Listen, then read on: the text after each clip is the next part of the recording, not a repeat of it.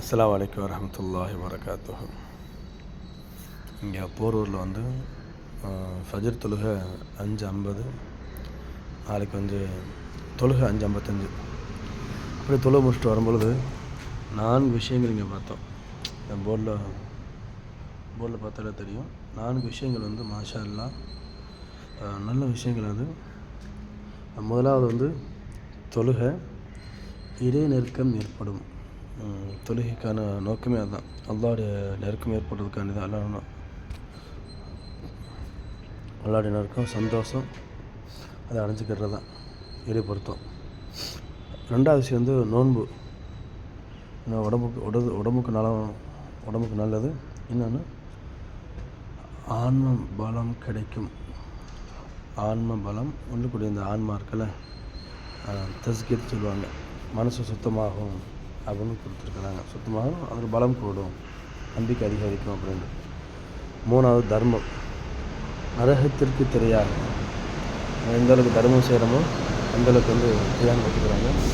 4வது மன்னிப்பு கோரி அழுதல் பாவங்களை கழுவி விடும். எந்த அளவுக்கு துவா செஞ்சுக்கிட்டே இருக்கிறோமோ எல்லா இடத்துல அல்லாஹ் உங்களுடைய எல்லா பாவங்களையும் மன்னிச்சிடறான் அப்படின்னு அது போட்டிருக்கிறாங்க. ஏன் சொல்கிறேன் அப்படின்னா, நிறைய பேர் பள்ளியாசலுக்கு போகிறதே கிடையாது. எந்திரிக்கும் போது காஃபிராக தான் எந்திரிக்கிறாங்க. காஃபிர் அப்படின்னா அந்த சிலையை வணங்குறாங்கள்ல, அவங்க மட்டும்தான் காஃபிர் நினைக்கிறாங்க. யார் ஒருத்தவன் வேணுமுடிய தொழுகை விடுகிறானோ அவன் மார்க்கத்துடைய அடிப்படையில் நபி ஸல்லல்லாஹு அலைஹி வஸல்லம் சொன்ன மாதிரி காஃபிர் தான். வேணுண்டே வர்றது, யதார்த்தமாக வர்றது. இப்போ ட்ராவல் பண்ணுறாங்க, இல்லை தூங்கிடுறாங்க, அது வேறு தெரியும். ஆனால் தொழுக மாட்டாங்க. பள்ளியாசல் பக்கத்தில் தான் இருப்பாங்க, வியாபாரம் பண்ணுவாங்க, அவங்க தொழுக மாட்டாங்க. அல்லாஹ் கொடுக்குற நல்லா சாப்பிடுவாங்க, தொழுக மாட்டாங்க. அல்லாஹ் கொடுக்குற எல்லாத்தையும் அனுபவிப்பாங்க, என்ன செய்ய மாட்டாங்க, தொழுகை மாட்டாங்க. இல்லை களிமாவோட தெரியாது. முஸ்லீம் சொல்லிக்கிட்டு இருப்பாங்க. அவங்களுக்கு போய் தேடி போய் பொண்ணை கொடுப்பாங்க, விசேஷத்தை கலந்துக்கிடுவாங்க. அதனால் தொழுகுங்க.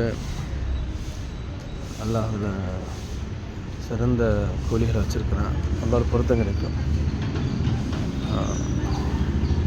பாவங்கள் எல்லாம் கண்டிப்பாக மன்னிச்சிடுவான். அஸ்ஸலாமு அலைக்கும்.